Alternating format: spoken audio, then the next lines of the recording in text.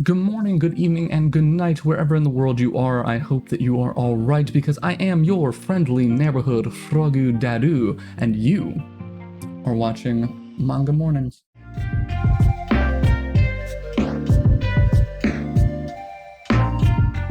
This is Manga Mornings, where I, Frog Dad, walk you through my reviews of this week's Viz manga translations. For all those new to Manga Mornings, which is all of you because this is our first episode, there are only a few select series that we will be following on this channel. It's because those are the ones that I like to read. Those series are One Piece, Black Clover, Dr. Stone, My Hero Academia, and Undead Unluck. Those 5 series I will be doing a review on every single week. There are other series that I read, so if you would like me to expand the list, or if you have a favorite series that you would like me to read, please just go ahead and comment that right down below. I'll be sure to get back to you. As usual, if there is a big enough demand for any series, of course I'm willing to give it a shot and get into it, but you might need to give me a little bit of time to get caught up. With that being said, let's get into this week's manga reviews. First up this week, as always, starting with the big guns, we're talking about One Piece chapter 993. Now, in the first few pages of the chapter, we do get an insight into how the regular citizens of Wano treat the Fire Festival. And how for them, it is the best day of the year because it is the one day a year where they can actually eat, drink, be merry, and enjoy themselves. And ironically, it's because all of the goons are doing the same, and that way they're all out of the flower capital. So that frees them up and alleviates their oppression. I think this was a fun little note to just throw in there from Oda's side of things. It also gives us a little bit of comedy where they're all talking about, hey, what did they all die this week? A lot of fun. It's a great little insight before we get into the heavier parts of the rest of the chapter. Once we do finally make our way into the battle, we do get a look at why Queen is referred to as the Plague. We did get a little insight into Queen the Plague back over at the Udon prison, but now seeing him unleash his ice Onis into the battlefield, we now see why he is commander class. It is an interesting ability that I am curious to see who is going to be the one to combat out of the crew, or maybe just one of the companions. After all, who can go after a plague that is constantly evolving? Will it be Chopper, now that he figured out a way to succumb the previous plague that was inflicted in Udon, or is it going to be some other mystery combatant with a unique power? Later on, we do get to see what Luffy is up to, and quite frankly, that is the main thing that I care about. We do see now that he's going to be climbing up this tower in a very Enies Lobby style. So once he finally gets to the top, he's going to whoop Kaido's ass, and I think we can all agree that that will be dope. Now, what is important to mention is that on his way up, he keeps getting distracted by all the fights, and this is why we love Luffy. This is why One Piece is fantastic. It adds in the great comedy as well as the great action and all the best artwork to make it flow seamlessly. And once again in this arc, we are seeing our newest Straw Hat, Jimobe, showing us exactly why he was the perfect choice for the newest member slot in the crew. He is just blasting his way through Shark Brick Fist right up through the temple, and he is going to expedite Luffy's arrival to Kaido, and with all luck at play, he will be one of the deciding factors in this battle, once and for all, truly proving his worth as a member of the Straw Hats. And last but certainly not least, the thing I would like to talk about is Kaido fucking up Oden's vassals. In last week's chapter, when they all unleashed Oden's signature strike against him to inflict the wound over the previous scar, it is interesting to see that that didn't really do much to Kaido. It pissed him off a little bit, but more than anything, it just reminded him of the fear that he held of Oden and the shame that he felt at Oden's death, that he could not honestly defeat him. But what is more curious is he mentions that their ability to strike, the vassals that is, was simply too shallow to go through the old scar. But Kaido, if you knew anything, you knew that scar tissue was at least 3 times thicker than regular tissue. So them being able to cut through it even as much as they did shows that their combined efforts could equal that of Oden. Now, since we never got a great sense of how strong he was, it's a little hard to say. But I do think that I make a decent case for Oda simply ignoring logic in this one, which, I mean, it's a story about a man who ate a fruit and now is made of rubber, so who's to say? As a constellation thought, perhaps the scar is weaker because it doesn't contain his dragon scales. In which case, Oda, I apologize, and I love you, baby. And I would be remiss not to mention Kiku, your arm. Fuck, dude. All in all, I would say this was a very fun chapter, even despite the gore and the end getting a little risque for One Piece. On a scale of 1 to 10, I would say this chapter ranks us at about a 7. It is better than average, but there aren't big enough moments for me to call it phenomenal or great or anything of the nature. If 5 is average, 6 is good, 7 is pretty good, 8 being great, 9 being fantastic, and 10 being phenomenal, we're gonna throw this over on a 7 because it's pretty good.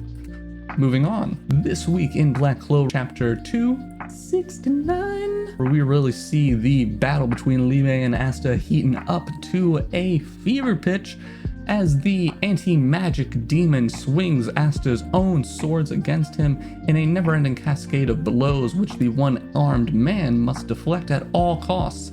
Now, he does make the wise decision to put a stop to the power suction at Yami's sword, which honestly, if Libe started to wield that blade, I would feel pretty betrayed. Now initially Asta does get his ass beat and he gets knocked around endlessly. We do get a brilliant look at Asta's progression through all the battles and all the great fighters and swordsmen that he has fought in the past to now culminate all of that experience to win this fight once and for all. Now that's not to say that the battle is over and done with.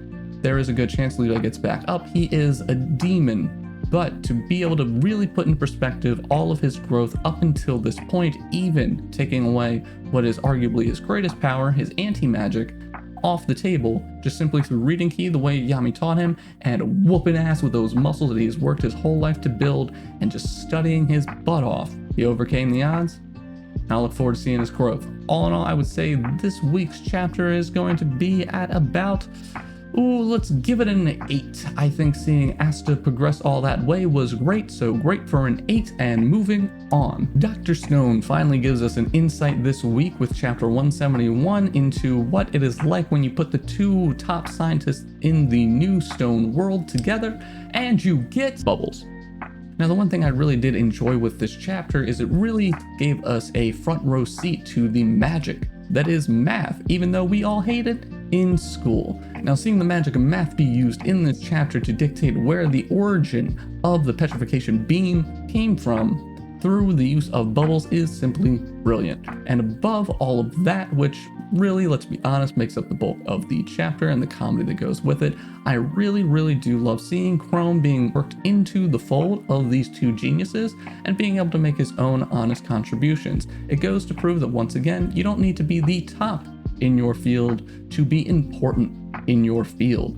And that is why Chrome is our champ of the week. Good job, Chrome. Pat on the back to you, and I hope that you get yourself a nice drink. One last thing to mention for this Dr. Stone chapter is, apart from highlighting the magic of math, it is also highlighting that the core of science is cooperation, that this is something that they could only achieve by working together and that neither one could achieve while being apart. Science is all about collaboration, as that is how we as scientists and as people grow better and progress. Unfortunately, there is no chapter for My Hero Academia this week, but rest assured we will be getting into it once it returns. And rounding out this week of reviews, we do have Undead Unluck chapter 37. Now, if you have not started on this series, it is one of the newer ones in Shonen Jump. I fully recommend that you dive right on in. It is, again, a series that just bleeds cool right off of the pages. It has a author that is clearly dedicated and very passionate about building his own unique world. It has a unique set of rules and a really cool power system to go with it, as well as 2 incredibly charming main characters. So if you haven't started, jump into that now, stop here, but if you're right along with me, let's talk about the chapter. Now, if you're like me, you love your shonen with just that little bit of romance on the side, and of course Undead Unluck is no exception for me. I am absolutely rooting for our 2 main characters, but only if Mr. Undead can prove himself to Miss Unluck. Now, I think that this chapter is a great progression for that relationship to move forward, but also a great showcasing of the sheer amount of time that Andy has been alive, that he's been able to pick up such great skills as even manga creation. Now, of course, this is the series getting a bit too meta at times, but it's all in good fun. Seeing Fuko really take center stage this week is such a delight, watching her improvise and adapt to the current challenge before her, and to be someone switching from a casual viewer to a creator herself is a delight to watch. Now, you can also get a bit of the sense that maybe this was just a little fun insight into the actual author's life. I do hope that's the case. It's always fun to see that, but all in all, seeing the behind the scenes on how a manga is created gave me a little bit of those Bakuman vibes, which, my god, what a lovely series that was. But I think it is important to show that even with all of the help of the organization backing her, she still was just a beginner. The editor over at the magazine did comment that a lot of the material that she worked on needed work, yet the experience that Andy has built up over his many years has arrived him at being professional. And of course, seeing her use this as a way to start to come to terms with her very own feelings and conveying that in a slight way to Andy is a delight to see. Now, obviously, this week's chapter wasn't full of action and battles, but it was a bump up in the story progression as well as the comedy. And we of course get that great stinger at the end where we realize that the original manuscript of the Prophecy series is in fact created using an artifact because it was not affected by the language unification. So I'm gonna go ahead and say that since it progresses both our relationships, the story adds in some comedy, and ooh baby character development, we're gonna go ahead and give this chapter an 8 because it was great. And with that, we wrap up our first manga morning here over on the channel of Daru. I do hope that you enjoyed your time and that this helped you relax and ease into your morning, and of course bounced your excitement for these wonderful series off of yet another fan. If you are so inclined, please make sure to drop me a like, smash the button, make it turn blue. Of course, comment below and let me know if there's any series that I am missing out on that you would like me to talk about. I do also currently read Mashal, We Never Learn, and Ayakashi Triangle. If you have any interest in hearing my thoughts on those, summary, dope. But if you'd like a more in-depth review on a weekly basis, just comment below, let me know. I can always wrap it in a couple of minutes. If there's a series that I am not watching that you really want me to, and enough of you want me to read it, we can add it to the show.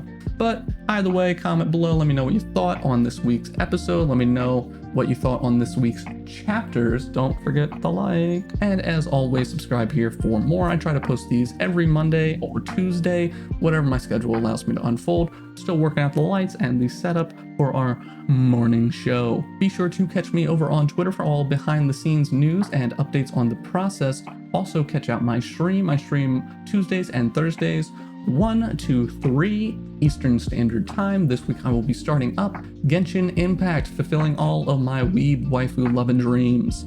If that sounds good to you, click the links below and come join me over on stream. If it goes really well, I'm thinking of maybe posting highlights of that journey through Genshin onto the channel in a short series installments. But with all that said, please do remember to subscribe, hit the like button, comment, and do all the rest of the things that I have to beg you to do to make sure that this video gets seen at all. But jokes aside, I really do appreciate your time. Thanks for hanging out. I've been Frogdad. I'll catch you next time.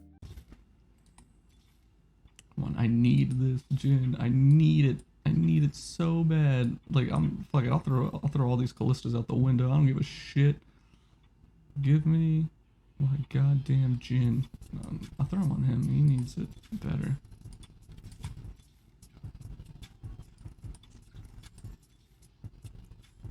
There he is. There he is. Fuck it.